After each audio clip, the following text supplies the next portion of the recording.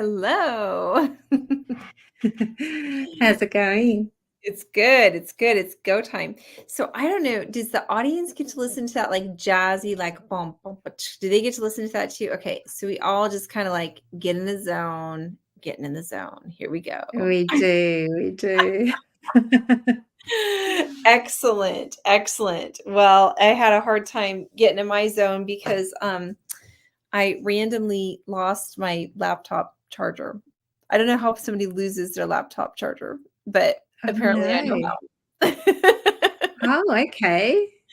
No, usually a mobile phone charge is what I lose because I take them wherever I go and I always leave it somewhere or but a Well, laptop charger. a laptop charger. I have started to try to do some lives. I don't know if you noticed last Friday on the in SBG, I was in like a library. And so I've been trying to be more mobile, take my laptop on the go, let Carson have like an activity or do something fun that he likes, and then kind of record and coach and everything from a spot that's not at home. So yeah, I need like a little checklist. It's like when we had our diaper bags with the babies, and you always had your Yeah.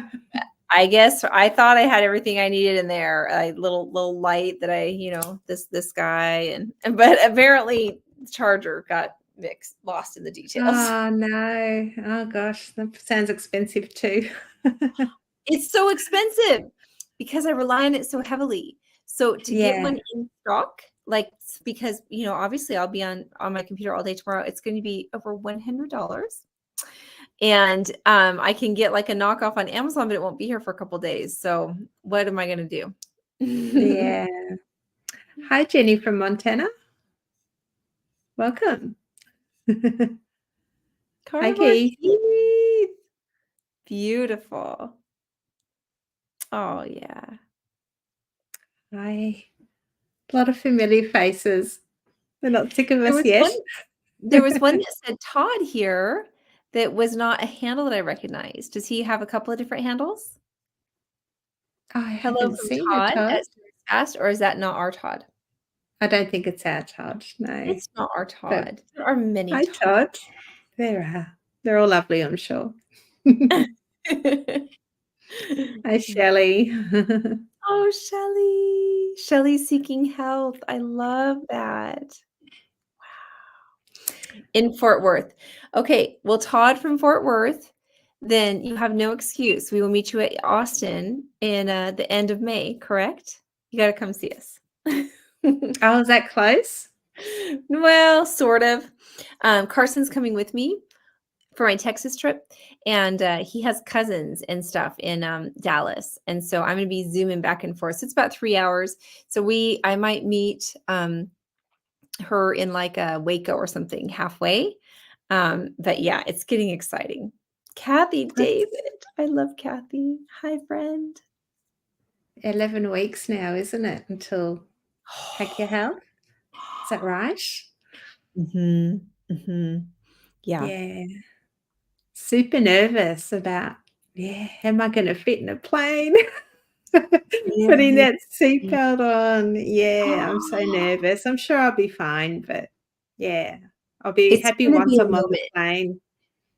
It's gonna Yeah. be such a moment. Do you know every time, every flight, I click my seatbelt because I didn't get to the point where I needed the extender, but I was like on the verge. I was on the verge of not fitting in a roller coaster ride when I was up at 300 pounds, not fitting in that seat, having people kind of dread looking at me when they saw that they were sitting next to me and I was going to spill over into the other sides no matter what. And so it is so freeing now. That's like this one funny little rituals of freedom that we have when we've kind of gotten to the other side and have confidence in maintenance. Yeah. So every time I hop on, I click it and there's usually about this much tail. So I just kind of see, how much tail is going out and I take a picture of Oh, that tail. wow. So Oh, it's I don't know. yeah. Yeah, it's part of my pre-launch. So Lindy, just saying, if you want to take a picture when that clicks, I won't put it out there. It can just be between us. Oh, if I can get the seatbelt on without an extender, I'll definitely be popping a photo up for sure. Yeah. Yes. Can't wait for that. Yeah. I think about the moment that I see you. I don't know exactly what's going to happen, what my day's going to be like. I've already started to get itineraries of certain guests that are coming in, and whatever because I'll have a car, somebody helping with stuff. And but no, I think about that moment. I think about the moment that I see you, hopefully in the airport, hopefully like I'm going to be one of the first. It's going to be like right there. I know I will be crying as soon as I Yes. see you guys. I'll be Yes. happy tears, of course, but yeah, like, I'm dreading making a fool of myself when we land. Real. Absolutely. Yeah, I get very emotional, so it'll be Mhm. it'll be good, but I look forward to that moment being over and then just being besties after that, so That's right. That's right. That's how I can tell it's gonna be. We're just gonna be, like, very naturally chilling together, so yeah, yeah, yeah, exciting. it is, it is. Well, let's talk about our challenge because we talked about that last week, and, we'll start with the bad news first, is I totally fell off. You're gonna be the good news. Um, so yeah, but here's my win. So I thought I was gonna get all these steps, all these steps, all these steps, and I, have my little thing that I watch and tells my phone how many steps, all this. And I might still, I'm not saying that's a done deal, but I just happened to have a weekend where I was able to get tons and tons of walks in. So I was feeling really motivated, like, yeah, I can get this done. And then that just kind of didn't last. It capuched on me, but I knew I had this live coming up, so I located my rebounder. It is Oh, it's right by my desk. It's right by where I sit down. And so I haven't been doing minutes or songs. I've been doing bounces. So I counted like 100 jumps. fantastic, that's alright. Is it? It's Okay. 100 bumps that you didn't have before, so good job. Nice. Nice. Yeah. How's that coming along in your end? Yeah, I did it through the week. Weekend, I didn't do much at all. I had, a lot going on, a bit of stress with work and emails and things like that, but I'm back on it today, so yeah. But Feels good. no, doing really good. I did miss it on the weekends, but I just felt so bogged down in my head and wanted to get, a lot of stuff done, and I had a few other things happen, and I just wasn't in the mood, or yeah, and I kinda regret it. I should have pushed myself to do it because I know I feel better when I do it. I feel a little bit guilty that I didn't do it on the weekend, but, back on board today, so Yeah, I love it, yeah. and I think that I like the rebounding, like, in my all ex wise experience of 100 bounces today, that there is an element of fun to it, and so just kinda getting around and doing something silly, and I remember what you said. You said that 5 minutes of bouncing was worth 20 minutes of walking, and so Yes, I'm gonna say that 100 bounces is worth, like, 500 steps. How about that? that sounds good. It's all a win in my eyes, no It's matter how many so times you jump or whatever, it's all a yeah. win. So it's a bit of movement and it's not so harsh on your body. Like you're still getting the benefits from it, but it is fun. And for somebody Mhm. like me who hates to exercise, it gets me moving. So Yeah. yeah, I'm loving it. I think it's gonna form a pattern for me. I that's what I love is that and knowing that you're doing it too, and that we have it all set up. You like my Yeah. math. That's what Simpson says. My yes, yes. Emily math. I have my own math for everything, by the way. We have some really interesting math. But yes, 100 rebounder jumps is equal to 500 steps. There you have it. You heard it from me. No, sounds good. We need a meme or a little, thing, little pic about that on our Insta Yeah. to make one. Okay, okay. I'm with you. Awesome. Hi, Laurie. Lori's so awesome. Wow. So, Lindy, you know what's on my mind, honestly, and I know y'all talked about it yesterday, but I had a lot that I could relate to. First is, what are we going to say? Good news, bad news. Like you were featured on a channel that has over 3 million followers, and so Yes. this was just the most exciting thing. What did you think when you first saw that? You were Dr.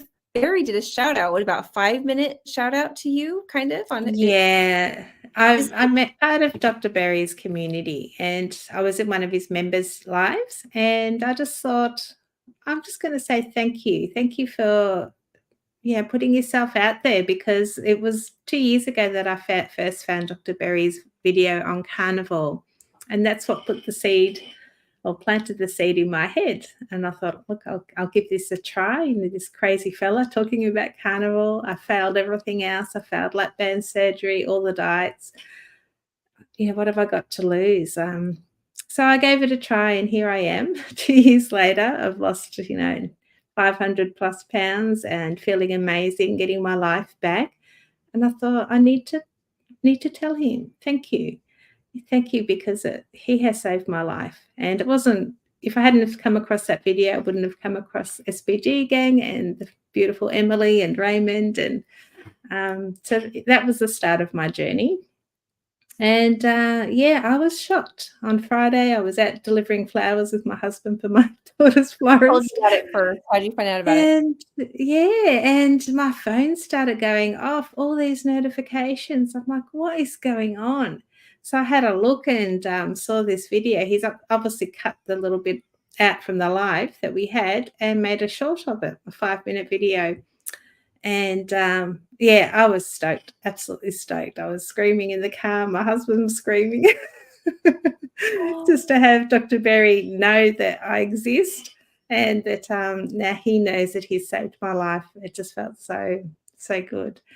So, yeah, no, I was amazed. I was really happy. And I had a lot of positive feedback, a lot of comments, very, very supportive people. But I did have 2 haters, and that's okay. Um, it is what it is, and it did get to me a little bit, but I don't know. Out of the hundreds of positive comments, it's the 2 haters that really you remember. It's like you sort of dismiss all those beautiful comments and think, "Oh, well, these 2 people mean more than anything else because they're telling the truth," but they're not. It's just, and Whoa. so my weekend was a little bit, I was a bit down about it, thinking, what have I done to hate, for people to hate me? They shouldn't be, they should be happy that I've found my way and I'm not lost and dying anymore. But it's like, one lady called me a grifter, and I didn't even know what a grifter was. I had to Google it, and it's apparently somebody who takes advantage of people for money, and sharing my story, to gain financial. I mean, if I want You've gotten money, I really don't. rich off all this, haven't you? I mean, Absolutely not. No, and you it's purchased a not about. yacht. It's not about the money. It's about sharing my story to give people hope that there are options out there if you're lost. Because I didn't want to be here anymore. So that really hurt. And the other one was, I'm so sick of seeing her face. She's on everybody's stream, and this is a cult, and blah blah blah. And I'm just like, well, if you don't like my face, just move along. You don't need to post it. Like, if I don't like something, I don't comment. I just skip that video and go to the next. But why people need to comment stuff like that? It's a little bit off. But I'm not the only one that gets bad, comments, but in everyday life, everybody here in the comments, you all get some kind of negative, comments about your carnivore diet. You're going to have a heart attack. This is going to happen. You just got to let it go. It's not worth getting upset about. And I feel a lot better today. A good Oh, sleep. good. Yeah, a good sleep, and I feel much better. But here are some of the comments. I'm psychotic and need psychiatric help or something. And I don't know. But this lady, she spammed me for, I think I got about 30 or 40 emails, or, because I get a notification with every comment.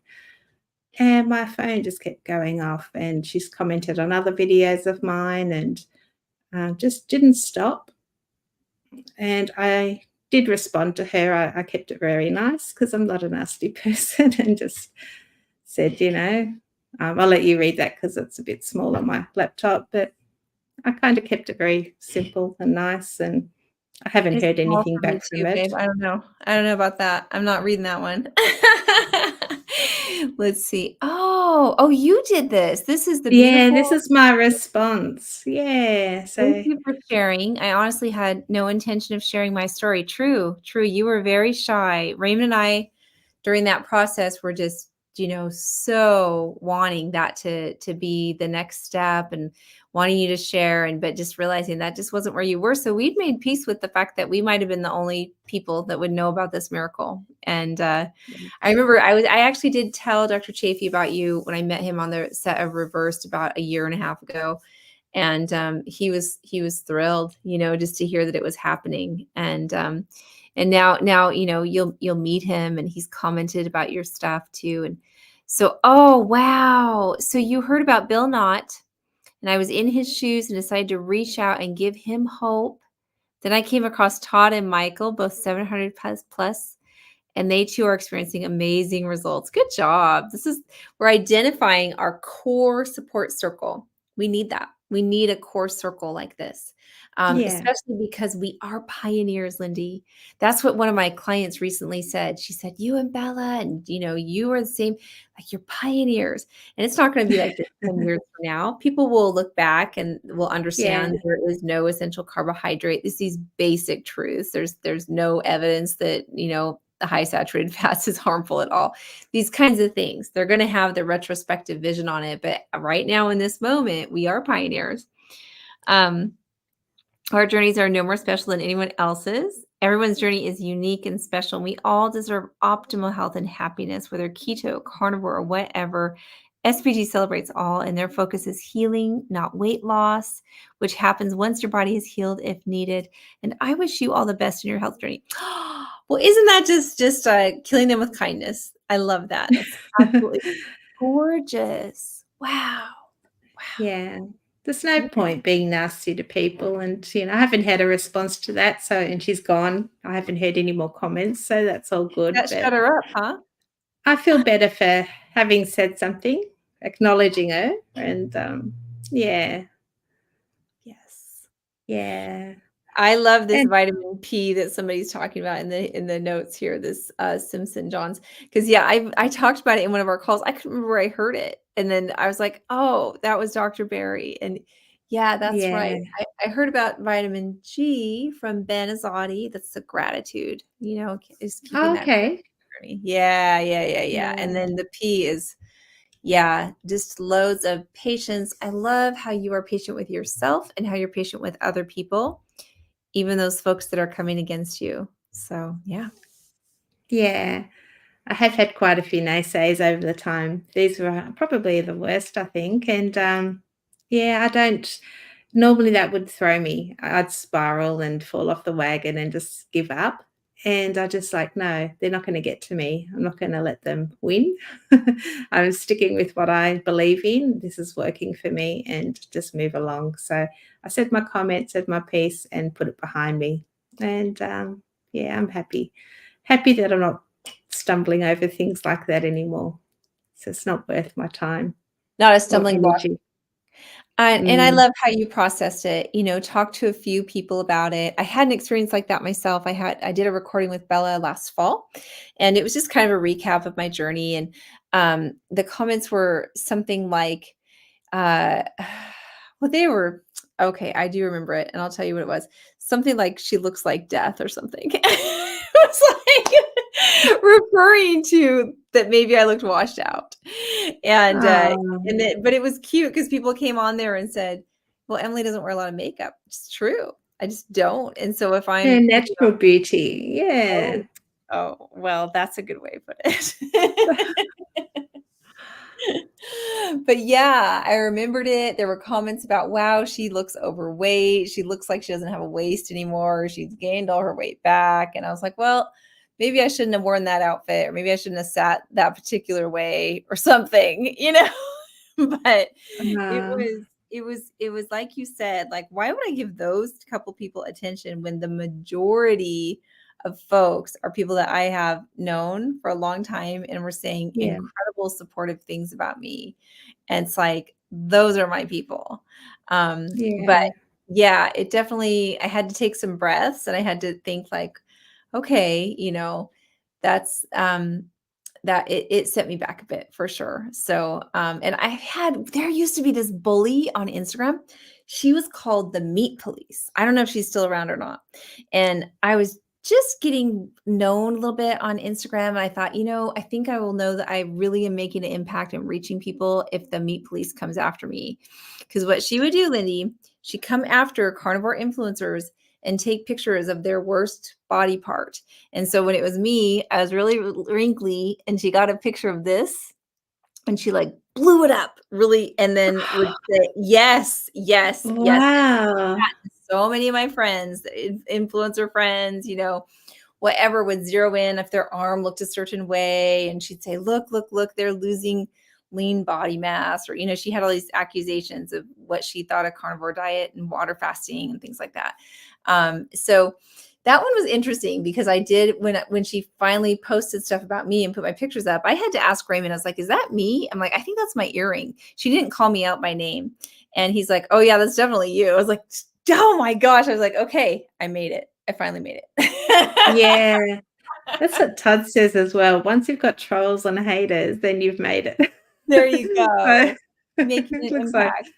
yeah, so and Todd's experiencing it as well. He's getting quite a lot of haters and terrible comments, and he's really good with it. He has such a great attitude, and think I'm learning a lot from him and just on how he handles it all.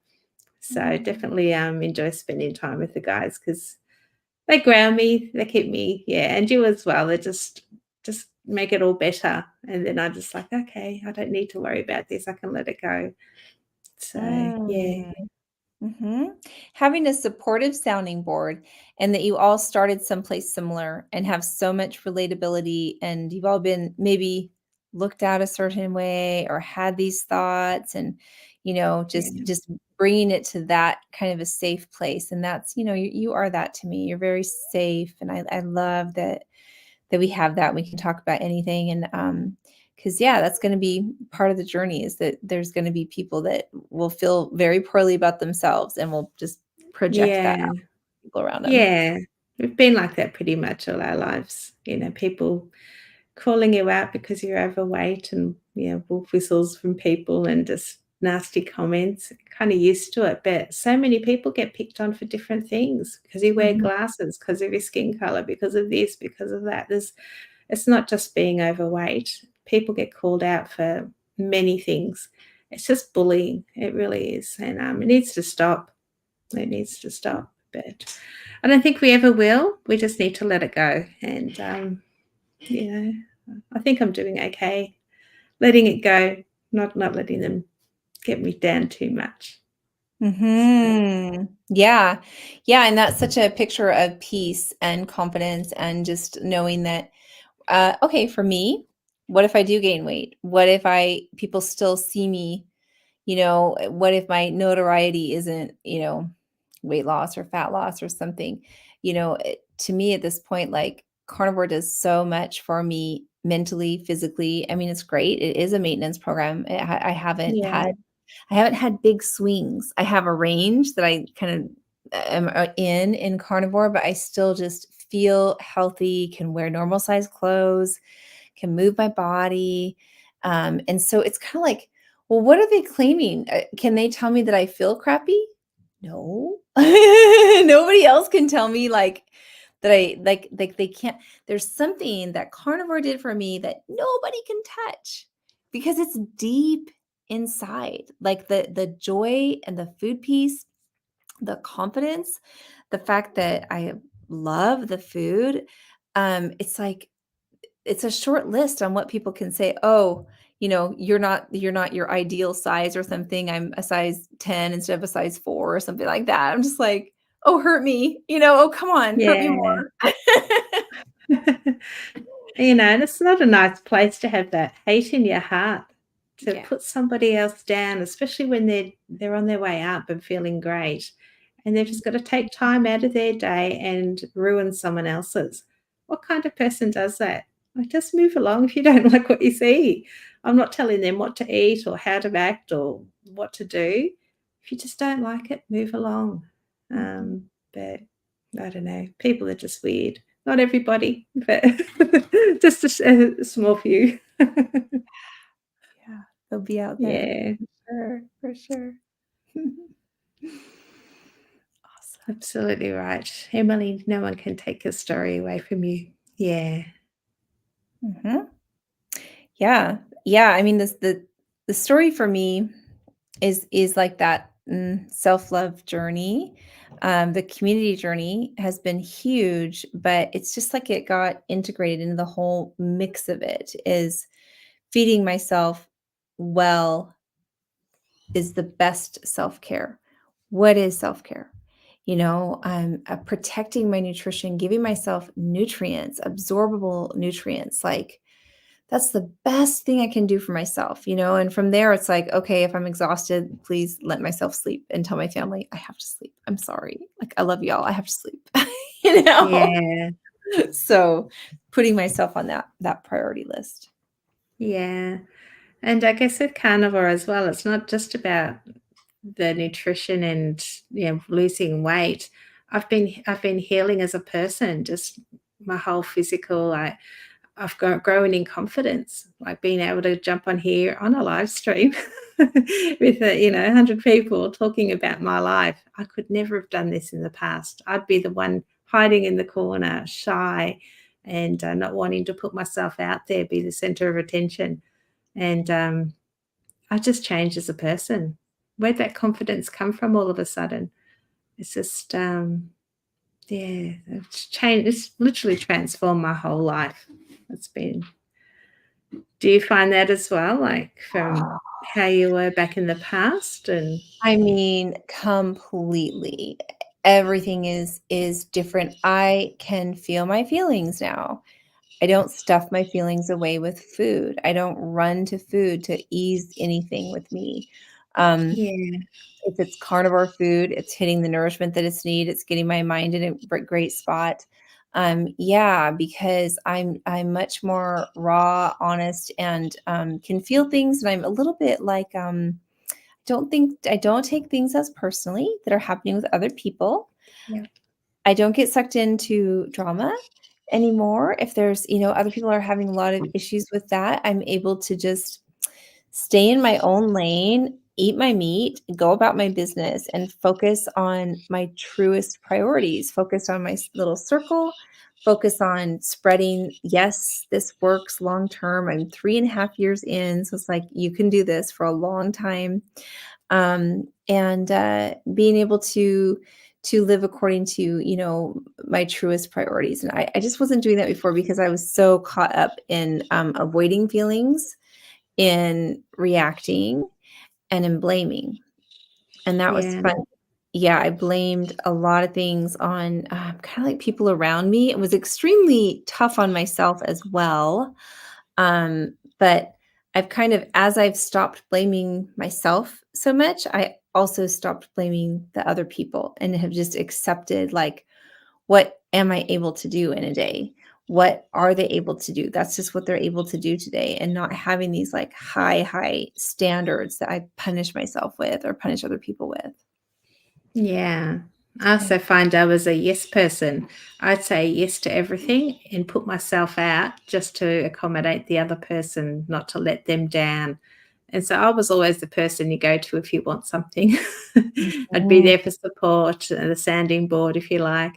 And even if it defeated me, it deflated me, or it put, I'd just bend over backwards for everyone. But then if I ever wanted something or needed something, they were never around. And then I'd feel like, okay, this doesn't seem fair. And it would upset me, but I'd never tell them. It was just something I would keep inside, and that would just build up and build up. And it just made me hate myself even more for being that person. I just felt like a doormat a lot of the time. But now am saying no a lot more if it does. Like, I'm always there to help and be there to support. But if it's no good for me, I can say that now. I'm sorry, but I'm not able to help this time. Or, I just feel so much stronger and more empowered now. And people are respecting me more. They're not using me as much as they did before. They're like, "Okay, not a problem, I understand," and they move on and do what they do, and it's like, okay, they're not upset with me. I didn't let them down, and I feel better for it because I would have put myself out. So that's been a really another strong point as well, that we can have a friendship now and there's no strings attached. If you can't do it, say so. If you can, you help. And it goes both ways. It's not just one-sided anymore. And I love that as well.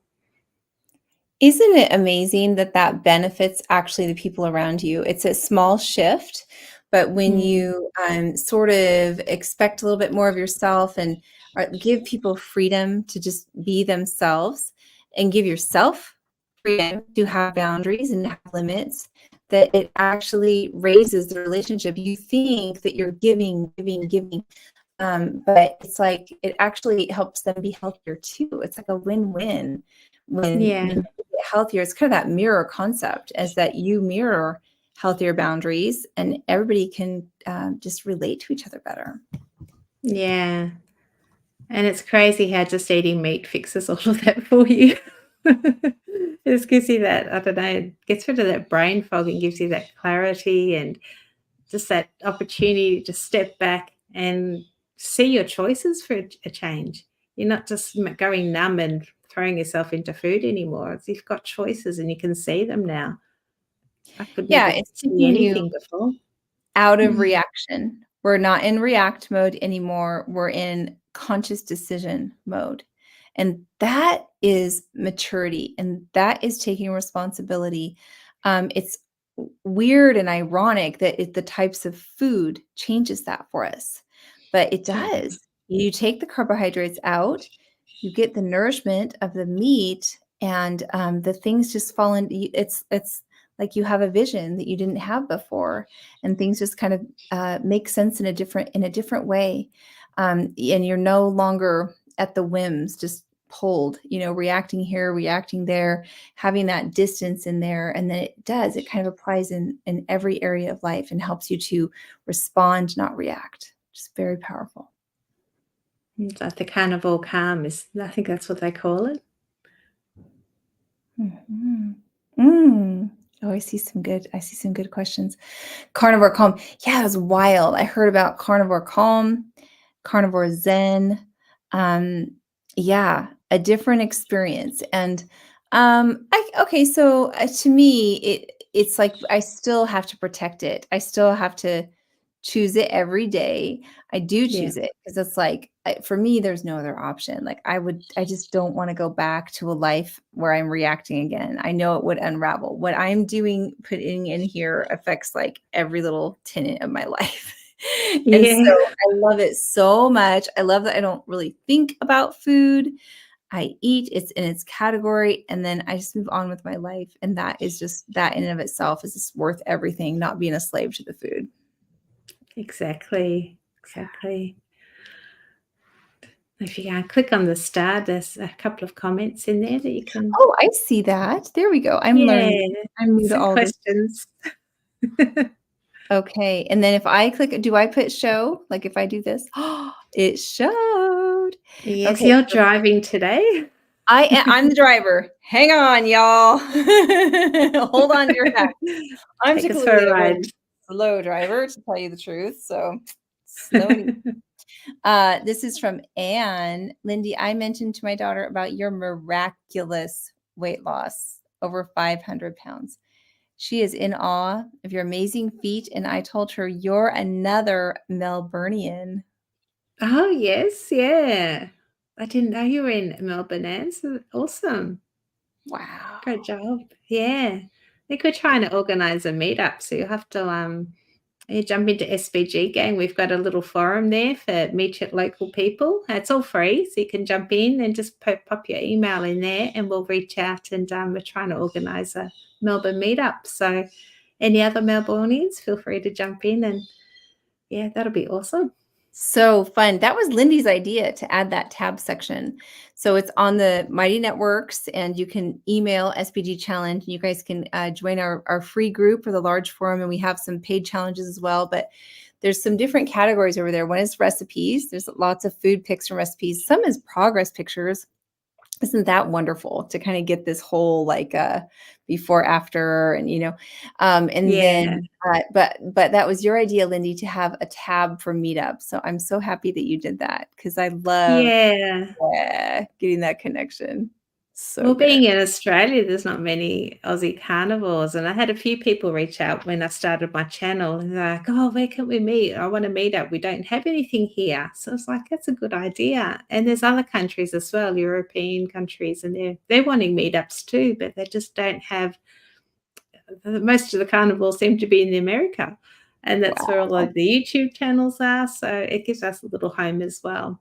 And, being in the Mighty Networks as well under the SBG banner, it's a safe place. Like, I don't feel comfortable putting my details out there, but under there, it's yeah, to me, it's a safe space that we can have a chat and not be, yeah, trolled or anything because it's managed quite tightly, so, yeah.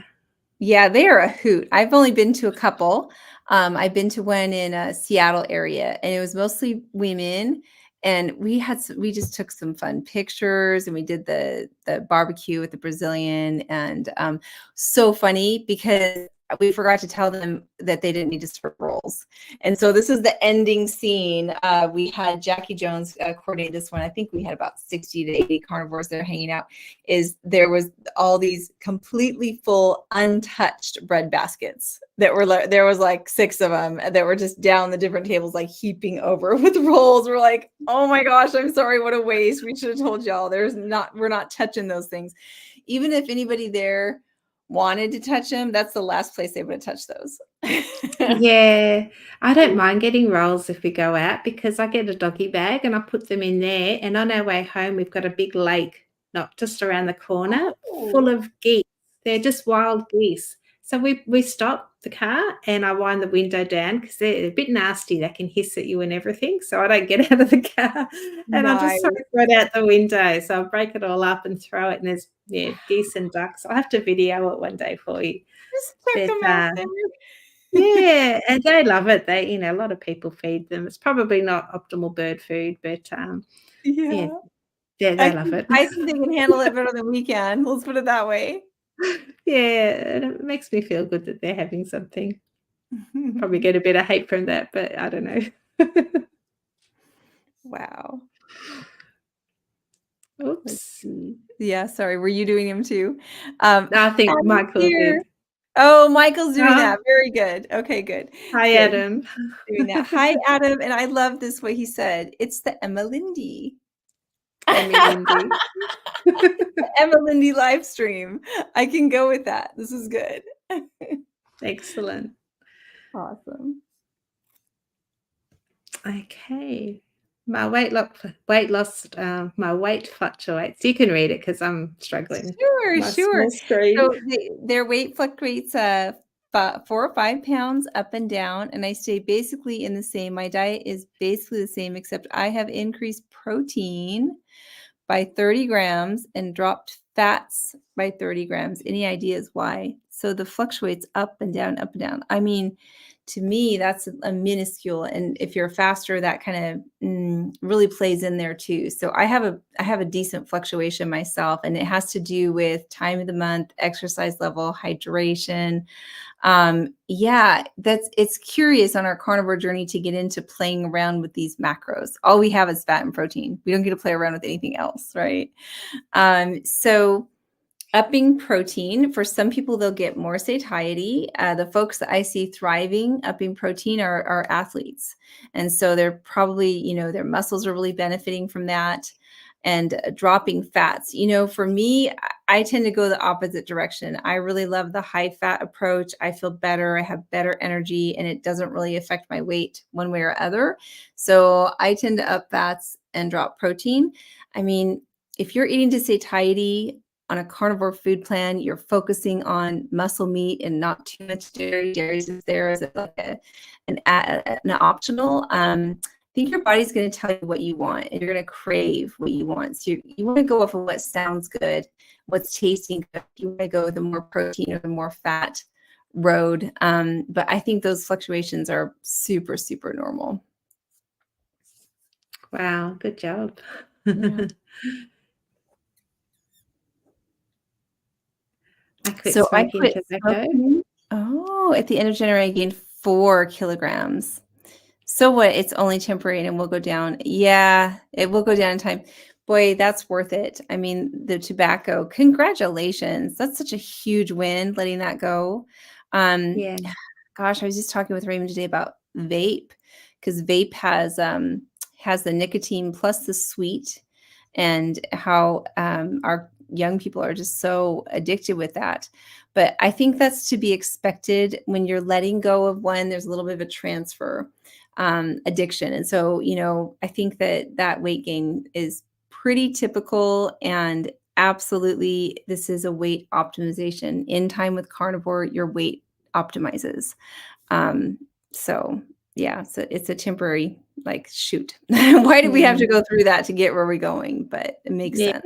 And Yeah, would your body be focusing on healing the damage that you did from smoking and the for tobacco? sure. And that's probably why. Absolutely. Because that's Yeah, damaging your cellular health on every level. And yeah, you used to do that, okay? You made a choice and you decided and they're done with that now. But, when you were in that behavior, it was just going through stress. It was stressing yes, every level. Mhm. yeah. Oh, from Coach Emily, a little carnivore history. Are you at goal weight? And if so, do you have suggestions to maintain weight? Yeah, yeah, yeah, yeah. So my carnivore history, I'm 3.5 years into carnivore. And I started at 300 pounds.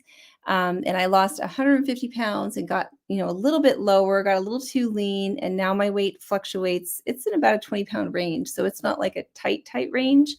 But, I do consider myself to be in maintenance and learning maintenance, absolutely.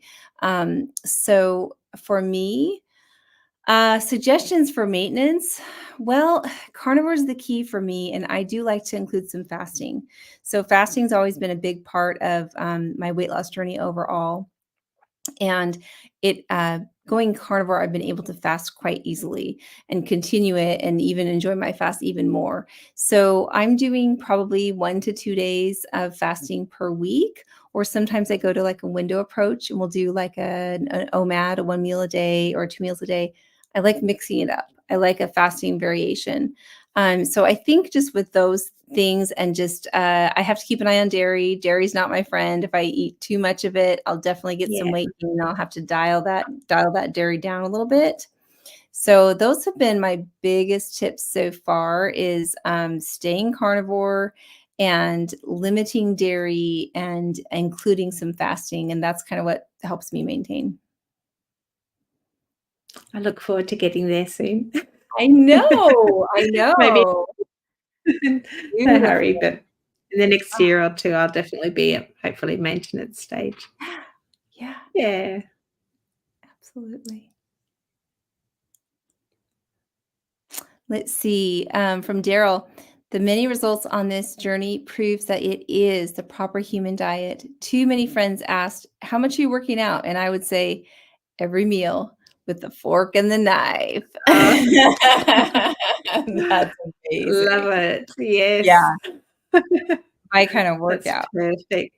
Yeah, I do perfect. like that. And it gives you satiety and satisfaction. Yeah. Todd, oh my gosh, I just saw something from Todd. I'm cooking Nice. ribeye. My weight is about to fluctuate about 3 That's pounds. right. That's right. That's So, amazing. yeah, you'll have to send us a photo. We'll, pop it up. He's got some great pics of steak. Yeah. Oh, I remember when Michael's fasting, that's when I see the most of his pictures. They are glorious. Oh, no, he gives poor Michael a hard time. He likes to taunt a little bit on that. I was like, "Whoa, I want that guy to cook for us." Yeah, he will be. Cute. At the carnivore cure, Yeah. $10, that's not enough for me to display that post. Uh-oh. We're upping the ante here. Yeah, we'll definitely get, Todd to cook us some steaks in Texas. I hope so. Do either of you take supplements trying to go supplement free after 7 months? Any thoughts? Mhm. I currently take vitamin D because my last blood results said I was deficient, and folate I was deficient in as well. So I just supplement with those 2. only because I need to apparently. How about you? I take a perfect aminos. I use some just amino supplementation. I've been doing that for the last, well, maybe 4 to 6 months. And so I just feel like it kind of fills any gaps, but it hasn't been necessary. No, I hate taking pills. And so I haven't needed it. I've been, for the most part, just supplement free and feeling great. Yeah, I was Mhm. taking the optimal aminos for a little while as well, and I found it really helped with the fluid in my legs. Yeah. But then I started rebounding, and I haven't taken them for weeks, and I think that's working just as well. Yep, So absolutely. I've still got my optimals here, like I have them here next to my computer, and Sure. I'm not even taking them. I just forget because Yeah. I don't That's feel how that I've gotten fluid. lately too. Yeah. Yeah. But, definitely the rebounding is helping with just get rid of the rest of that lymph fluid in my legs, and my feet are looking normal, and I think I'd much rather do a bit of rebounding than taking the aminos. Agreed. The one-time Yeah, investment, you're good to go. yeah. Love it. From Lori, would love to hear any tips or strategies either of you have adopted to course correct when you struggle. Oh, that's such a great question. Wow. Yeah, go ahead, Lindy. Oh gosh, well, for me, I just eat meat. If anything goes in my mouth, it has to be carnivore food. I do stay away from dairy, but yeah, just, um, when I'm struggling, and just as having those cravings, I just have to eat, and if I do go off plan and have something that I shouldn't have, I don't beat myself up about it. I get back straight back on the wagon. There's no point. It's done. It's a once-off thing. The issue is, or the strength comes in not spiraling again, and waiting a week and going off plan for a whole week and redoing all the benefits that you've had. So just get back on the wagon, dust yourself off, and next meal is strict carnivore. So I love that. I do the same thing. So, struggling. Yeah, I mean, it's happened, and I've gotten in moments that I've just been okay. So I stop and think back, and I talk it out with somebody, and I figure out what went wrong. So the last time that I can really think of, we were out to eat, and the meal just turned out to be an incredible disappointment, which is almost always the case eating out. I thought I was going to have a lot of beef and eggs, and it was super scant, and I had ordered a drink. And so I think I just kind of set myself up for it. And I was like, and then later on that night, I had a struggle that evening. It was Christmas time. I was hanging out with my kids. I was like, what happened? A bunch of chocolates ended up in my mouth. Like, what the heck happened? And so it was kind of an unraveling and tracing it back, finding out that initial trigger was that my dinner wasn't enough. And I had neglected to eat before I went, because this is my big strategy of eating out. I always eat before I go, and then I'm relaxed when I'm with whoever. It's like a dessert or like just a little add-on. But I don't go to that meal hungry, because no restaurant is going to give a carnivore an appropriate amount of food. Like, we need like a nice, good amount of meat.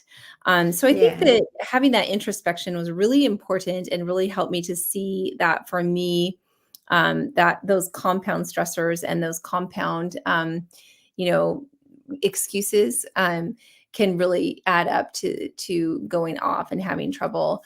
And I love what you said. I was just like, oh, well, my go-to is right back at it with beef. For me, ruminant meat is going to be what's going to course correct that whole process. And I love that we're saying about dropping the shame and the guilt, because if you have super intense shame and guilt with it, it's going to like amplify that experience and make it give it like a bigger story in your life than it deserves. Like, the big story in your life is we're on the healing track now, and we know what nourishes our body now. And I think that just we want to give that the attention. It's kind of like giving the bully, it's like an inner bully with the guilt and the shame, right? And so yeah, it's kind of like in the YouTube, when there's 100 comments and two of them are nasty, and the majority of them are actually very supportive. We're doing the same thing with that thought process in our head when we give a lot of attention. It's like, that's not who deserves our attention. So Yeah, don't be hard on yourself at all. Try to have some introspecting and some understanding because sometimes the breakdown, you could see it kind of coming, and there's something you could have done to make that, prevent that. And so I definitely learned Yeah. that for myself. And it was weird because I was 3 years into my carnivore journey and like, I was one of those hardcore carnivores that never goes off. And I went off. I was like, what the heck happened? So I can't have a claim to fame of, sugar has never passed my lips. It sure Yeah. did. you know. Um, but when I think about in the perspective of 3.5 years having, just a mild situation like that, it's just like, what, this is sustainable. And you know what else is sustainable? If something weird happens and you go off the rails a little bit, like there is no way that you're hopeless or you're not a real carnivore or you're not good enough or this isn't working. There's something wrong with you. Like there's nothing, like just get right back to it. You're totally where you need to be, so you did something that was out of character, that was out of your habits. But just getting back into your community, getting back to beef is just going to be amazing and get you right back where you need to be. Yeah. At the start of my journey as well, like I had a few struggles and I would try and fast it off. Like I'd have Oh, a meal and I was like, okay, I'm not going to eat all day tomorrow to make up for it because I was so bad. And then mm, I'd white knuckle it and then I'd hate myself because then I failed that fast. I couldn't fast that next day. And mm-mm. that would just throw me off as well. So it's that revenge fasting, I think is what I've heard you call it. Doesn't Yes. work. You need to eat meat and nourish your body again so you don't have those cravings and then yeah, just get your satiety back in on track. But once you go off plan and like I just have a little bit of vegetable, a little bit of pumpkin or a potato, and that starts those cravings again. And then my mind just goes silly. So there's no point fasting because it's not going to happen. It won't Mm-mm. work with those noises in my head. So I have to just eat meat, get over it, do a bit of priming, like a 3-day mini prime or something, reset my nourishing, my hormones, whatever it is, or my levels, and then I can just, yeah, get back to how I was before, but no revenge fasting either. I love that. Yeah, the perfect response to that is some priming, and it just gets it straight again, and it, takes all those cravings away because they'll just grow and grow and grow and bombard, and then you've got a real situation. It can grow quickly. So Yeah. yeah, I think priming is absolutely the way to go with that, and not fasting. You want the opposite of fasting. You want to hit the meat heavy. Oh, hi, Bill. Hey, Pam. Thanks for the hello. Oh my gosh, so great to see you. Wow. Oh, Lindy, you look great. You look like you're down more weight. What is Oh, I did weigh this morning and Todd sent me the conversion. I think it was, oh, sorry. Maybe Michael can put it up on the screen. Oh, so this is my scale. Like it's 123 kilos and it's 272 pounds. So that's my lowest weight. Oh, Yeah. I Woo! haven't been this low since I was in my 20s. Like Wow. in my You 20s. So are yeah. looking vibrant. And I do, I know you've talked about it in the past too, that you've had some consults with, extra skin and things like that. And so I think about that too, Lindy, because, looking at you, you look quite trim. And I'm thinking what did he say, about 20 pounds? Conservatively 22 pounds of excess skin. Yeah. Yeah. Yeah. So that kind of So factors in there too. But about, yeah, 10 pounds in my stomach. It needs to go, 5 in each leg and 1 in each of my arms. We haven't wow. even talked about my butt or my boobs yet. So yeah, I think I'd love to get my tummy done because that does impact on my mobility and it's just, yeah, that's pretty bad. Everything else I can live with. I can hide it with this long skirt and long sleeves. Like I can still be comfortable with that. Like, I won't be Mhm. going to the beach and being out there parading myself in little bathers in public, but never mind.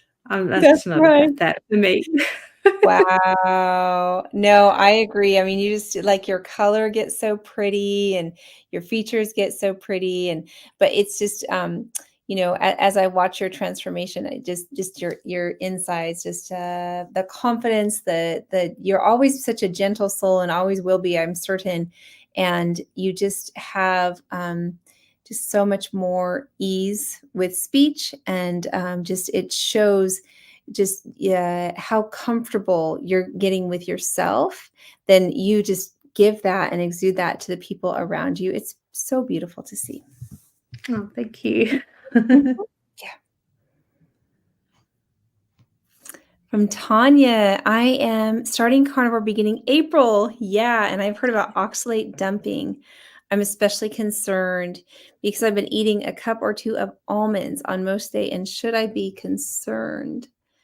Well, I feel like it's a good sign because your body's feeling strong enough to clean things up, and your body's getting a chance to clean things up. I won't say that everybody has an acute situation with oxalates. I love that we know about it, so we kind of have some explanations for some of the funky things that are happening and going on in the body and we can definitely slow it down. It's like a detox. And so sometimes it's happening very quickly that it's getting uncomfortable. And you can see that in, a lot of different ways it can present. And you can slow that down by adding some oxalate in, by doing some black tea. Lemon will help break it down as it's kind of moving through the body. It's a sign of health. And so it's like you're getting scrubbed up. So is it a bad thing when the little kids, it's like bath time and you got to scrub them real good to get them sparkling? I guess, it's for a good cause and your body's cleansing from the inside out. So no, I wouldn't be concerned. I'd be concerned about the damage that it's doing right now. And I would be celebrating that you're on new systems. All your systems are going to be regenerating. All your organs are going to be working better.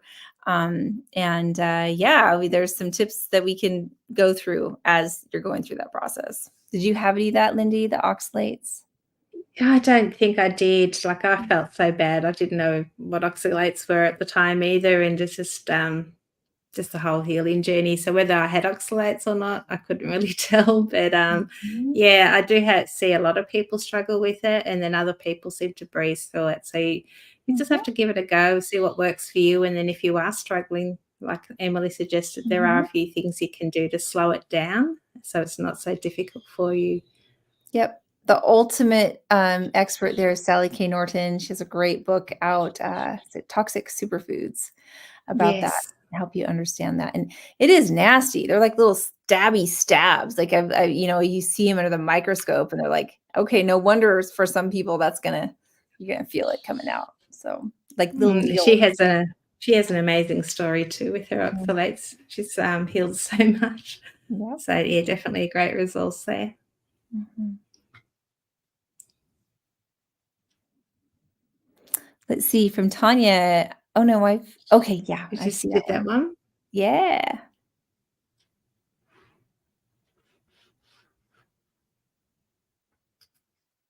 There you go. Okay, we ordered some essential amino acids. I'm not here. How many should I take? So I just followed Dr. Mindy Pels on this, and she did a interview with Dr. Minkoff, who is somebody that makes an amino acid product out there. And I started at like 10 per day is what they recommend. So, and you could do them at like morning and evening. So yeah, something to try out and see how you feel better. And if you feel better on it, then you probably needed some of that and it rounded something out and resolved something for you. And if you don't, keep cruising. I like that there's some things that we can just experiment with and see if it affects our overall perspective, sleep, energy, which it did for me. But Lindy, I'm feeling the same as you, that oftentimes it's just for a season. And then Yeah. you don't need to take it forever. It might just be to kind of get some stuff corrected, but not that you're necessarily dependent on like a pill or something like that long term. So yeah, Yeah. do that. Yeah.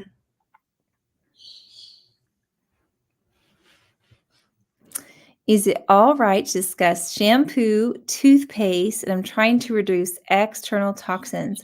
Want to try using baking soda and ACV to wash my hair and not sure whether there are repercussions. I haven't been to that extreme quite yet. I still use regular shampoo, whatever's around, and regular toothpaste, but I don't use very much of it. And you can do. I think we have a Tom's is the brand that I get that doesn't have fluoride in it. So I think it's great, like just to optimize your health overall. I mean, in general, I don't like stuff on my skin because I feel like it gets absorbed. Stuff in my hair, I feel like it washes out pretty quickly. So I have a lot of tallow type of products that I've been using on my skin, and I really do enjoy that. It absorbs beautifully. If I'm away from all my stuff, I will put butter on my skin. For some reason, I forgot my things, and it takes a while for it to absorb, but it does great. So I like putting the natural fats that we literally cook with. I will use those on my skin, absolutely.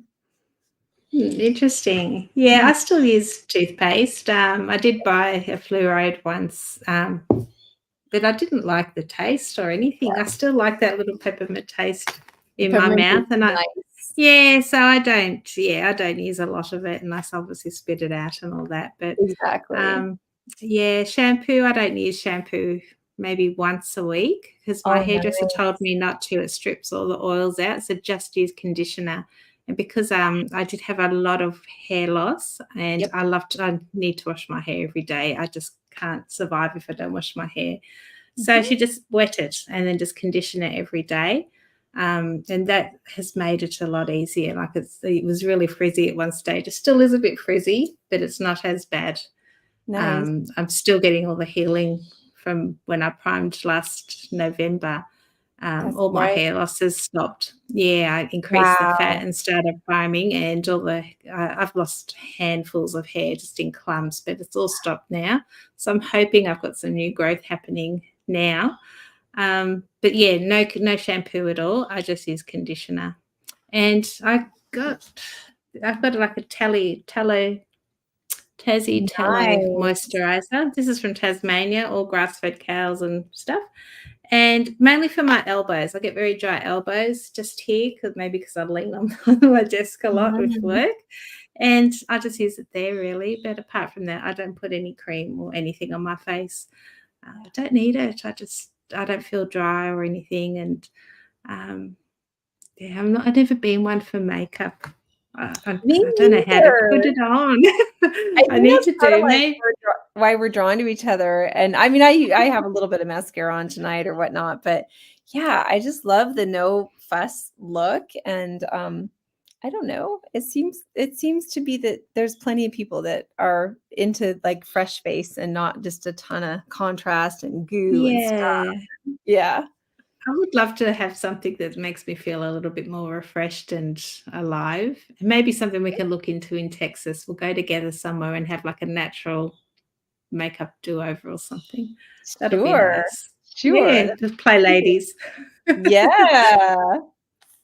It's the And Emily yeah. does skincare.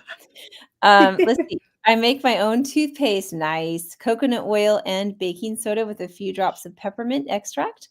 Or if I have tooth pain, I will use a few drops of clove oil. Thank you, Jenny. Awesome. Oh, wow. The pepper. Okay.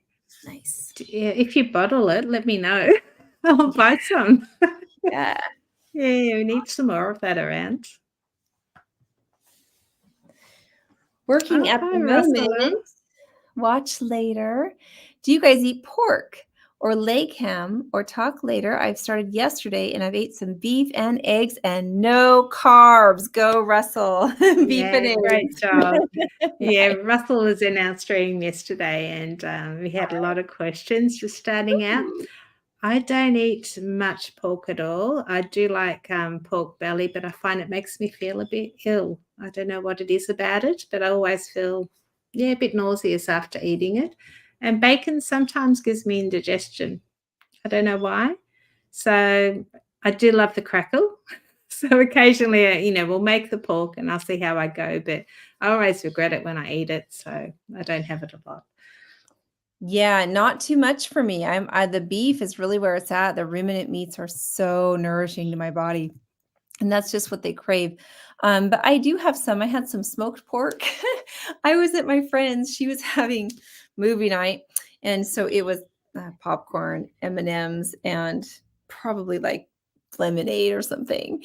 And so we brought smoked pork that I got from Costco and butter. I forgot to bring butter, but I got there and realized like, oh, I need some butter with this. So I asked her if she had some. She had real butter, and I put a half a stick of butter into my smoked pork and just mix that around, a little bit of hot sauce on it. Oh, it was so good. So good.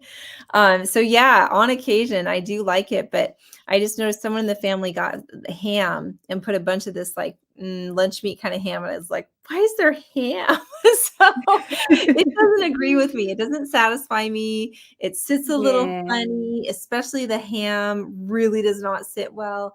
So if I'm going to eat meat other than beef, I'll probably eat some beef with it. Beef's like my insurance policy.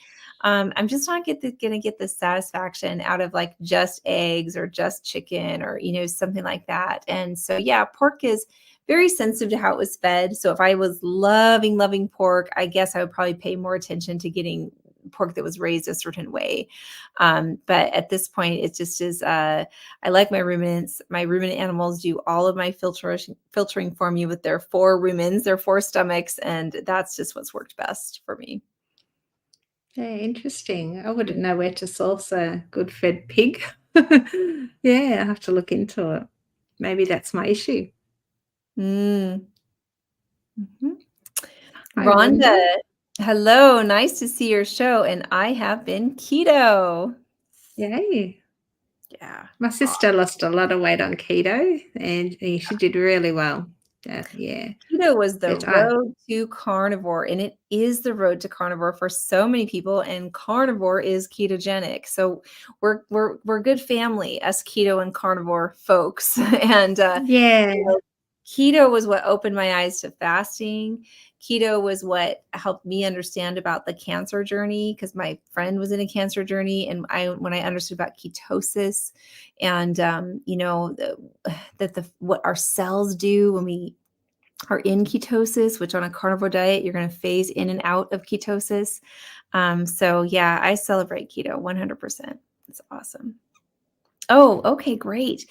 She's been a vegan from 21 to 23. Another very common road to carnivore is veganism, believe it or not, yeah, which I never I never did that. And then keto, 23, and then October till now, strict carnivore. Boy, that sounds, I did the keto yeah. and then strict carnivore. So you've been strict carnivore now for close to, yeah. Oh, you've been in it a while. Rhonda. I hope that you're feeling the benefits. I mean, it's just such a great way to eat. So simple. It is. Mhm. Let's see, lemonade. I just joined Steak and Butter Gang as you recommended yesterday, Lindy. Awesome. Oh. And now I'm panicked. I'm never hungry. How will I ever do priming? I want to hear your take on this, Lindy. Oh gosh, yeah, no, I struggle to eat the meat too, but just eating smaller meals. I know priming is usually 3 large meals and snacks. I just break it right down because I do have the lap band restriction. So eating 3 big meals is definitely not a big, not a, I just can't do it. So lots of little meals throughout the day, and just if you need to take 1 or 2 bites, I'd just consider that a meal if you're full, and just keep doing that every hour or every half hour, just a few bites here and there, just to get the food in, because you're just trying to get rid of those cravings. Your focus is to heal your body, so you're just wanting to prime and nourish your body, and just try and get the food in small quantities. That's how I I would do it. love that. That's what worked for you, right, Lindy? And it works for many, Yeah, many of our members. So don't priming isn't really amounts specifically, it's more the process and the frequency. And it's nothing to be terrified of, and it's nothing you have to do right off the bat. It's a tool that you can pick up and use it as you want to. Just it's a way for you to stay carnivore, and it's very healing. But I don't want you to feel like oh, you're SBG member, we're going to just shove you off the priming cliff. We will take your yeah. hand and walk the road with you hand in hand when you're ready. And If you never feel ready, you're not ready, it's no problem. Stay carnivore. Just be in this supportive environment and set yourself up by success for being in a community. Yeah, I think priming for me is what gave me that off switch that I never had. If I hadn't have primed, I wouldn't have had that off switch. And then every time you get that craving, you automatically think about all the things that you shouldn't really be eating. So whenever you think of something, you get that craving, just eat meat until that off Mhm. switch goes. It's like you're reprogramming your brain and if you're hungry, you get that little craving, it's going to get meat. Whether you like it or not, you're eating meat. And if you can't do it, then you're not hungry. Go and find something else to do. Go and play in the garden, pull some weeds, read a book, have a bath, and just try and change your patterns and do something Love different. it. Oh my, well, Mm. you make it sound so easy, Lindy. It can be It's easy simple. now, but at the Yeah, time, no, it really did my head in, the yeah. mindset and just, and I was constantly wanting to restrict. I'm like, how can I eat all this food and lose weight? I'm here to lose Oh, weight, and you're making me eat all this stuff. And yeah, I used to get angry at you and Raymond because you're like, no, I'd say, how many grams of beef do I have? Or how many eggs? Tell me, like, I want how much fat? I need the mhm, grams amount so I could weigh it and had to do everything religiously. And you're like, no, just eat. When you're mhm, full, you stop. And it would do my head in. And, if I was hungry, just eat. And mhm. how am I going to lose weight if I'm going to be eating all the time? And it Yes. wasn't until I let go and trusted what you were saying and trusted the process that all my cortisol levels went down. I was not as stressed anymore. I just ate when I was hungry and I stopped when I wasn't. And then the cravings just stopped. It Yes. wasn't like it wasn't happening anymore. And then I started intermittent fasting naturally. I don't white knuckle. It was like a whole day would go past. I was like, I haven't eaten yet. And I haven't had that niggling feeling. And then Mhm, when I was hungry, I would eat. And that pattern just happened. So priming was key for me. Without priming, I mhm, couldn't have gotten that off switch that I've never had all my life. I was definitely broken. So mhm, I'm not broken anymore. I do have an off mhm, switch. mhm. Found your off switch. Beautiful, beautiful. Wow. This is from, our prepper, Jenny. So she bought corned beef for St. Patrick's Day, but I'm wondering, how can I substitute for the cabbage and potatoes? Corned beef and cabbage and potatoes has been a tradition since I was a little kid. Question mark on that. Hmm. Well, Unfortunately, I'm not a cooker. I just mhm. keep it simple. But I do love doing it like a brisket and things like that in the oven, and then I put it in the slow cooker with lots of water to make it really soupy. So kind of like I guess, stew, if you like.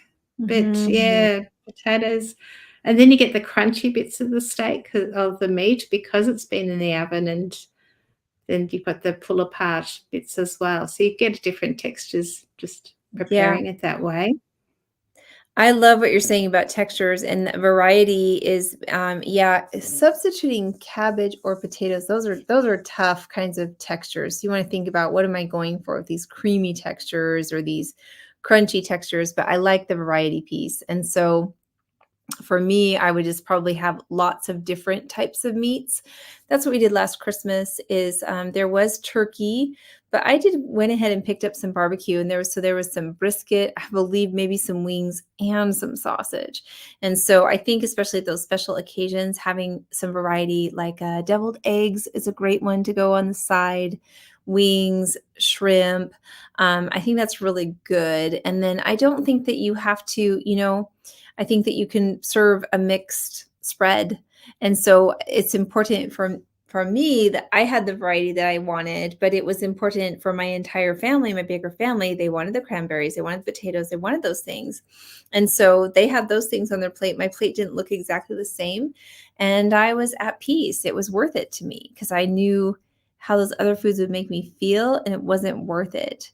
So I think, just being around and eating beforehand, staying fully nourished on those holiday days. I look at holidays as priming opportunities to prime that my health is worth it and my plate can look different, and that's okay.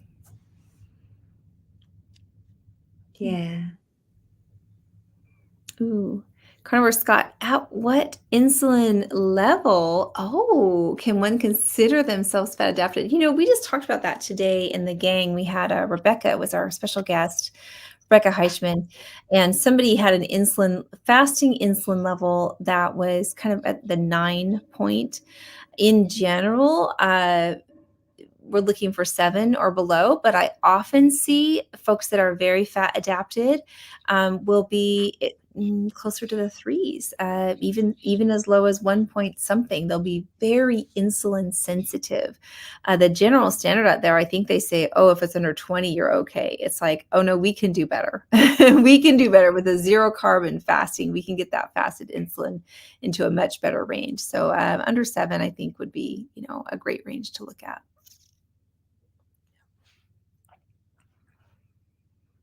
Tanya, how long after starting carnivore should I consider priming? What do you think? Straight away. Nice. Don't wait. Yeah, Yeah. no, priming is so beneficial, just to reset your hormones and just get everything in line. But, yeah, why do you want to do priming? What's your why? Is it to lose weight? Are you trying to heal something? Because if you've been carnivore for a long time and you're maintaining and doing everything okay and you're feeling great, you don't really need to prime, I don't think. Yeah. But, yeah, what do you think, Emily?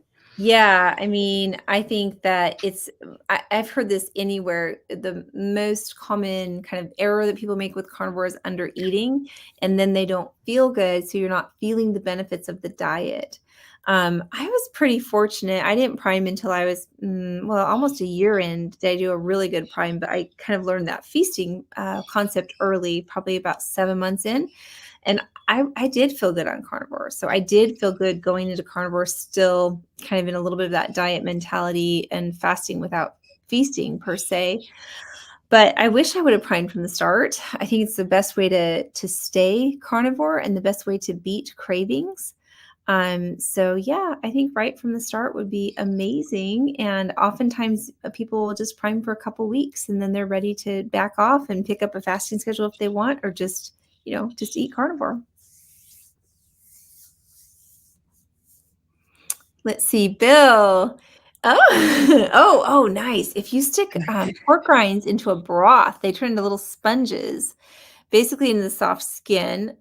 He likes to eat pig skin, soft pig. Okay, okay. Not a substitute for cabbage, but better than nothing. I see what you're saying. Texture. And that's exactly what you're wanting to do, is find a texture that is going to satisfy you. Or if it's crunch, maybe it's going to be crunchy chicken skins. And that's a nice fatty kind of a concoction that you're making right there, and something that's soft. So that's good. That's good. I feel like That's a it's great high enough. idea. Yeah. Yeah, absolutely. Yeah. Nice.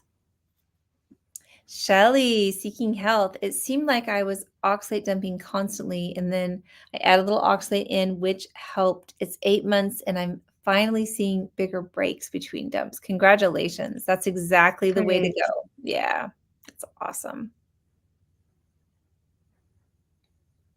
What is priming? Go ahead, Lindy. Oh, no, this is your expertise here, you go for it. You kicking it back, kicking it back. Yeah, kicking it back. Okay, I take it. I got it. Okay, priming is when you are eating 3 meals a day plus snacks. You're setting aside a period of time for really feasting on carnivore. So it's no restrictions, no limitations, no hunger. So anytime you're thinking about food, you're eating. And so coffee goes after the food. You start with food first. You don't want to be drinking hot teas, hot coffees, because they will suppress appetite. And so it's building a foundation. It's a feasting foundation, and it lasts for a couple of weeks. And yeah, we teach about it in SBG every Monday night. We have a class all about priming because there are some things that, you might feel tired during that process. You could gain weight, but oftentimes people lose weight, but it's getting like your nourishment tanks like all the way up to full to overflowing, and it corrects your hormones, your satiety levels, any of the nutrients that your body keeps in reserve, like your thyroids, your adrenals. They keep all these reserve requirements. So you're getting all the fats and proteins that you need to start out your carnivore journey thriving. And then if you're someone that wants to get into fasting, it's a great way to kind of have a foundation before you jump into doing some fasting. So in a nutshell, hopefully that helps you explain what we're talking about. But it's a foundational. Raymond Nazon, by the way, this is what he's been coaching his clients in for years now. So he's the one that kind of officially brought this to us in a really organized way. And we basically practice this as a community and help people come back to the priming process. Okay, I love what Daryl says. Priming is awesome on carnivore because your body eventually tells you enough and naturally wants to cut intake. I love the eat till full. Nailed it. Perfect. Yes, perfect. Yeah. Yeah, Thanks. sure. From Rhonda, I love it. So many positive results. However, my recent calcium score was way up to from 130 to 300 something, and I am mortified. Do you think this was a result of my vegan days or my keto carnivore? I mean, it's hard to say. Like, I suspect that, I don't know, there might be something kind of physiologically happening there. Yeah, I don't have a great answer on that, but I do. Here's what I'll say, that even at those levels, I'd be interested to see where you fall in percentiles, because I see numbers a lot bigger than these numbers. But it's, we don't like to see any of these numbers, right? It's like, what is happening right then? Yeah, I'm not certain. We can It's probably a good one for Dr. Berry. I think he did a live already today, but every Monday he does a live and you can ask questions. And I think Dr. agree. Chafee also does a live stream where you can ask questions. So probably be better asking one of the doctors perhaps. Yeah, agreed, absolutely. And we definitely have that in SBG. We have every month Mm. we have Dr. Chafee and Dr. Hampton, Dr. Dr. Hampton. Phillips. This would be great for Dr. Hampton. But yeah, that would be quite upsetting to see that go up over time. I just don't know if it's the calcium scores. I don't think it's like, you know, they don't tend to go down. I know that, although my friend Audra, hers did. So I have heard of it happening. It's not even supposed to be possible. Once that calcification is happening, it's supposed to not be able to. So what I've seen from people in my life is I've seen Raymond's has gone up, but it's been a slow rise, and it's been not as quickly as it would have, or as it should have, or as it was predicted. So going carnivore slowed the rise on him. Audra, it reversed back to 16 from, I think it was up in the 300s. It went down to like basically nothing just from being carnivore and fasting. But yeah, that's definitely, we'll kick those to the doctors for sure. You bet. Yeah. From Anne, beauty of carnivore, eat until full and lose weight. No need to count anything. Oh, Yes. it's so freeing. I haven't counted in eons. And yes, that is absolute. We talk about food freedom, but I would say that dieting freedom, macro freedom, tracking freedom. I'm a fan of all of these. Yes. Yeah, it's nice to be around people that understand what food freedom is, because I constantly get comments saying, "You think you've got food freedom when all you do is eat meat? That's not food freedom." I'm like, "You don't get it, do you?" So zip it up. Yeah, food freedom is definitely a great thing. Never want to Mm, lose that again. absolutely. From Tanya, I'm a coffee drinker sweetened with monk fruit and premier protein as creamer. Any tips to make it more carnivore or possibly stop drinking it? Yeah, so my tips on that would be to have it after food. Always have your food first, and that will diminish your desire for that. As far as the sweeteners and the protein, I would substitute something else like an egg yolk, sometimes salt. I will sometimes have black coffee with just salt in it. And certainly butter. I think those would all be better. If you were going to try to go to carnivore things, you could do heavy cream, but a lot of people find that they get a bad reaction after that or don't tolerate it very well.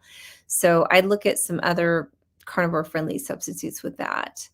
And then any tips to possibly stop it? I would kind of kick back to the priming. That's a great time to let the coffee go, is if you're priming and you're really feasting heavily on carnivore foods, those accessory little habits become a lot easier to drop, especially when you save it for after food. Consider diluting it over time as well. Just Mhm. instead of having a full strength, maybe add a extra water in it until you get right down to nothing. So, yeah, over a few weeks. From Anne, my naturopath said not to take calcium supplements. Too much can add to, yeah, absolutely. Calcification of blood vessels, and would need to get this backed up, though. I have heard that as well. That's on that CAC score. Yeah. Daryl, most of the lab scales on blood work are based on a person that's eating the standard American diet. That's why doctors are shocked about LDL being high and they don't look at trigs as much. That's is a tragedy. It's very true. I celebrate my high LDL and my low trigs. At what point in your carnivore journey would you cut back on eating extra fat? Boy, you can, it's something to experiment with. When you stop wanting it, when you get, extra fat, you can kind of get like GERD or heartburn from it. When it isn't tasting as good and when you're kind of craving on that leaner side, I think you can just go with that. I mean, for me, I'm always probably going to be on the high fat carnivore. I can't imagine not. But I don't really do the butter bites anymore. I used to do those a lot. I don't eat butter by itself anymore much. I put it on my meat, like that pork. I had a half a stick of butter mixed in with the pork. So yeah, I think that you can listen to your body on that. But I think that there's going to be extra times where you may need extra healing and you might go back and forth and be craving the fattier. And I think that's completely fine. I can't remember who it was. Oh, I think it was Michael we were talking with recently that said that he was low on fat, that he figured out a crucial piece to why he wasn't feeling that great. So experiment with Yes. that, upped the fat, and now, kind of the clouds broke open again and his carnivore joy and carnivore experience really, thriving came back to him. Yeah. Sure. No problem. Lemonade. I'm an undereater. Been carnivore for 3 years, and I don't think I'm fat adapted.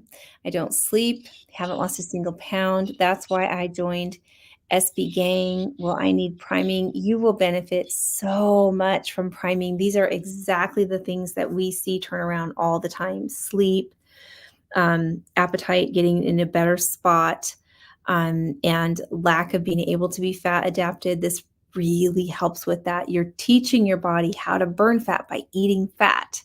And so animal fats are really special in getting that process going in a better direction. So, yep, it's a metabolic shakeup. I think that priming is going to do wonders for you. Absolutely. Yeah, I undereat quite a lot. I keep falling into that pattern, and I have to prime to get the weight loss to start again because I keep stalling.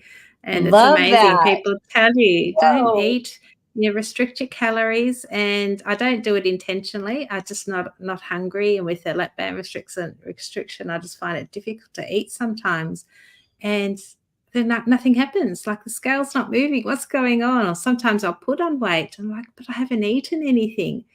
And then I do concentrate on doing like a 3-day prime and I just eat all day and the scale goes down. Like I've just eaten all this food and the scale has dropped. And it does my head in. I can't understand it. And yeah, it's difficult, but just trust It's the process. It working. does work. Yeah. Yeah. Wow. Beautiful. Tried to prime for 1 week during November, gained weight, and I haven't shed the extra weight since then, and how to troubleshoot. Yeah, so maybe your body needed that. Maybe your organs got heavier, your bones got stronger, you got more muscle. Maybe you needed some healthy fat gain. Maybe you needed some of that too to satisfy your hormones. So I don't look at gained weight as being a negative. And when the body is ready, you'll have more energy, you'll crave the movement, and you might shed fat, and you might take a shape that is more of a healthier shape, and it might not show up in the scale. So we really recommend detaching your emotional relationship with the scale and not letting that measure your success anymore.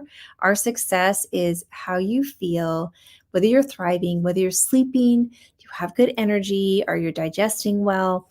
These are our success markers. These are the markers of that our body loves what we're doing and is happy with what we're putting in there. And it's just a nourishing perspective that is just going to give you health. So focus on health first.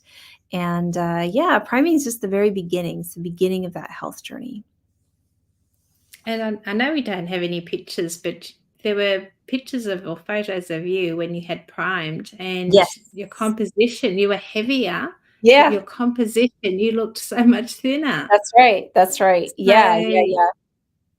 yeah, maybe we can bring those next week and we can That would show be some of amazing. those. That would be Yeah, amazing. Yeah, and yeah, yeah. I was more on the scale in those days, so I'll be like, "Er," but that's okay. I'll be vulnerable for y'all. I love y'all. If you wanna see, what these different things did, because you're right. I mean, it's brave to kinda, and vulnerable to put those pictures out there, but you're Oh, we right. don't have to. We can do No, an I'm SPG totally and fine see with them it. in I the no, I've been community. doing SPG for 3 years now, but, Raymond hasn't been doing that as much lately. I've been like, "Oh, that's kinda nice." Because I'm in the, like a bikini or something, but anyways, we can do it. We can do it. I'm good. I'm good.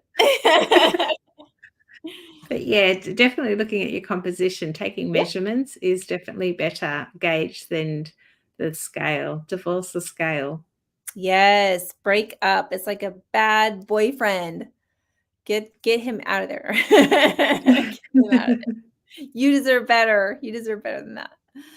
Yeah. Jen says, "I can't imagine eating less fat. I can only imagine eating more." Me too. I don't like lean meat much. Nope.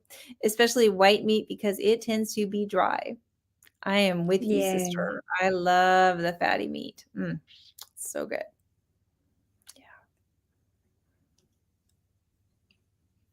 I think if you restrict, your body doesn't feel safe to lose weight. I agree completely. Yes. Yeah, it's so cool. Yeah, the safety to be strong and healthy and to get the right efficient shape. So the shape of an efficient carnivore, we tend to be dense, and I think we look great. I think our skin looks good. Maybe some are more shapely than others. I'm quite shapely, but I feel healthy and strong and vibrant, and my energy's good. So those are good markers of a body that feels safe. Yeah. Yeah. Oh, thank Oh. you. Hey, there's some pictures. There it is. Yeah, that's a big difference there. Notice I thought I wore a lot of black in those days, but my goodness. Yeah, my body was very, very happy on Carnivore. It has gotten to a shape that I'm very proud of and feel comfortable in, feel strong. Oh, thanks, Michael. Yeah. Wow. Oh, that must be in my old Instagram. But yeah, I mean, just feeling on the inside too. I think you can see it on my face there. I was smiling and trying in my black leggings and my black dress, and everything was in that zone, but I just was not feeling it. And I was so tired. It was just had no energy to get up and go and be the mom that I wanted to be. And just gave me so much more life options. Just getting that health and weight loss absolutely came with that, was part of that whole journey. Yeah. So inspiring. Thank This is you. this is why I contacted you because you'd been there and Oh, yeah, it just made me feel safe. that's right. Yeah, love it. Wow. Beautiful. Aw. Very good. Thanks, Mm. Michael. Thanks, Michael. Wow. It's, funny looking back on your photos, on your old photos and just seeing yourself. Do you kind of detach yourself from that person and think, "Wow, look at that person. I feel so sad for her." But then you sort of have to think, "Oh, no, that was me." And then you feel really proud that you have changed and that you were able to tackle the weight and get your life back. It's I mean, that I found actually what my body needed, and that I Mm, didn't punish myself then, that I was, and am thrive feeling this way, and I feel like, what percent of people actually found it. I don't know why I did. I just feel like, I'm so thankful, but I feel almost guilty. It's like this is the way, and, yeah, it has meant everything to have that new lease on life and be feeling so much better emotionally. When I look at those pictures, I remember how I felt emotionally. And so, just the trap that I was in, the self-loathing and the blaming, I was not a great, I didn't like who I was as a mom. I just didn't like, and yeah. so I think that I see the physical manifestation is really different. But just being able to really shine and really be who I was inside the whole time, that's like the coolest thing. It's like an unveiling. It's beautiful. Yeah. Okay, now it is your turn. You can summarize priming for the beautiful Selma. Tell Oh, me. goodness. Basically 3 meals, plus snacks a day for a couple of weeks. It's to reset your hormones, get all your levels sort of it's more for healing. You do so much better job at it. You're doing so good. Yeah, so Thelma, this is your permission to eat as much carnivore food as you possibly can. And we're resetting things in your body and giving your body a chance to not have any cravings. Just have the carnivore foods that sound the best to you. And you get to save your coffee for after your food. Sorry about that. And you're going to be eating all throughout the day and just taking the time to devote. It's a devotion to nourishment. So you're going to focus and devote this period of time for about 2 weeks of really focusing on this. And we do have a very specific day by day with calendars that we kind of talk about in the SBG. But, for all you guys that are here, I mean, it's just kind of an over nourishing season and period and permission. But it's not just a day. You want to take it for at least a couple of weeks to really get that metabolic reset, hormonal reset. And then it's going to be your best shot at not under eating, at staying with carnivore, healing underlying issues, giving your body the reserve nutrition that it needs. And then you can kind of move forward from there. If you want to fast or you want to just stay carnivore, it'll just be an awesome reset and initial step to get your carnivore thriving going. Beautifully said. From Michelle, starting week 2 carnivore, but my weight has increased about 9 pounds. My legs and feet have swollen, so some fluid retention, and I'm a little worried. And do I just trust the process? I do see this. Yeah, health can go through that. Healthy weight gain is a thing. Temporary inflammation also is a thing. Do we understand that inflammation isn't the enemy? That it's there as part of a healing process. And so if you're priming, for example, or just coming to carnivore and you're not restricting, you might have some initial inflammation sorts of reactions. But if you're looking at the overall picture of what a zero carb environment is going to do for you in your life, it is like, well, fasting is the number one thing you can do to bring inflammation down, but you have to, you want to do a nourished fast so that you're not tanking out your body. But then a zero carb eating, you combine those two and inflammation is going to go down. And so that means you're going to be feeling better. Inflammation affects every organ in your body and your brain. That's, a huge reason why we get carnivore calm is bringing inflammation down. But sometimes it will temporarily rise as you're kind of going through the beginning process. Goodness. Brenda Raymond, there's nothing better than a big chunk of beef fat. All right. That's my Absolutely. kind of party. Nice. Love it. From Minnewagali, I have a feeling that I might struggle with the scale and my doctors because of my pulmonary hypertension. I have to weigh daily to make sure I don't gain too much fluid in one day. Yeah, you got to follow what your doctors are telling you. Absolutely. They're monitoring you for whatever medical conditions that are going on. So, yeah, that's medical. So, we're trying to say just not to focus on the scale but as a measure of your success or failure. It's like a pile of numbers. But certainly, if your doctor's kind of looking at things, then that's super important. Shelly, first time I primed my weight stayed the same. Last time I primed with a lot of dairy and I put on 8 kilograms and it seemed to add to cravings. Here, here. I agree with Yeah. that. I don't doubt that Yeah. anyway. Yeah, dairy can be like that for sure. Some people it's good to break up with dairy as well. It adds Mm, cravings for me for sure. Yeah, if I yeah. eat too much cream, all I want is cream. That's all I want to think about. So, I yeah. find it flares up my lymphedema as well, so I have to stay away. Yeah.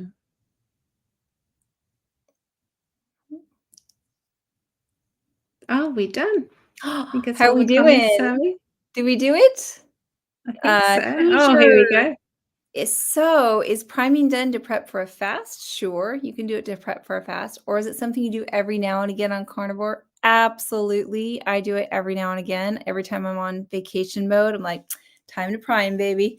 Because I just figure it's good for my body to have that reset. And then what do you do after priming? That's up to you. I'm a huge faster. I love alternate day fast, 48-hour fast, 72-hour fast, daily fast, daily intermittent fast. So I'm going to go and add some water fasting and some fasting variety. But as far as what do you do, kind of depends on what your goals are. I love it when people incorporate some water fasting in their life. I think it's a very healing thing to do. But man, if all you're doing is just saying zero carb and you're just staying on that carnivore road, I mean, that is such a win. And maybe you got some extra healing from the priming process, and maybe you just go back to like your typical daily carnivore. Yeah. We're still live for a little bit. I haven't fallen over yet, Valerie. Is he still live? Yeah, we're here right now. Sure. Lindy is my iconic leader in live streams. I'm very unfamiliar with this, so I'm just having fun hanging out with my friend. No. So, Rhonda, thank you to both of you, beautiful, inspiring women. Thank you, Rhonda. Oh, thanks, Rhonda. Yeah. Threw out my scales 3 decades ago, trusted my feelings to let me know if carnivore was successful for me down to a comfortable weight. That's how I feel. I'm at a comfortable weight or comfortable size. I'm a comfortable being. Yeah. I'm not worried about the weight. And I feel so much energetic to take my puppy for walks. That's just beautiful. Wow, what a great Yeah. congratulations. Yeah. And for me, I get people asking, yeah, what is your goal weight? I'm like, well, I don't have one because I've got Mm. 22 pounds of loose skin. How can I have a goal weight when I've got all this skin to sort of worry about? It's like it's all about feeling comfortable in my body, being able to do the things I want to do, can fit in a car, hop on an airplane, do all that stuff. And whatever weight that is for me, I accept it and I'm happy with that. So Mm. yeah. Carnivore Scott remembers when Lindy first went live, and now she's a Yeah. pro. She's teaching me how to do this stuff. I'm so thankful. Yeah. I went live on Carnivore Scott's channel. That was my very first live. So, It was on yeah, whose? Oh, it's on Carnivore Scott. On his channel. Yeah, Carnivore Scott. He He has a started great it. It's channel. his fault. Yes, it's his fault. Never blame me. I So, love yeah, that. that was my very first live. And now I'm involved in all this. Okay. Yeah. Do either of you check your visceral fat like Dr. Shaunaberry teaches? I do not. The body scans, I got one of those and it just, I don't know, it didn't really help. I did not find it useful for my life. There's a really great group that Coach Amy runs about sprinting. So I love Omar principles, sprinting, fasting, Carnivore.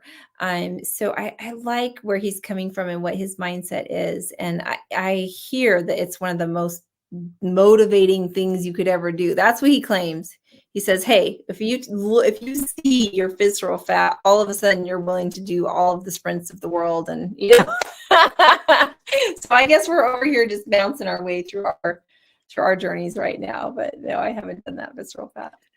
Yeah, my scale does give me all those figures, and I weigh myself every day, and I just move on. Like I check the number, my weight scale, Yeah. but I don't look at all the numbers.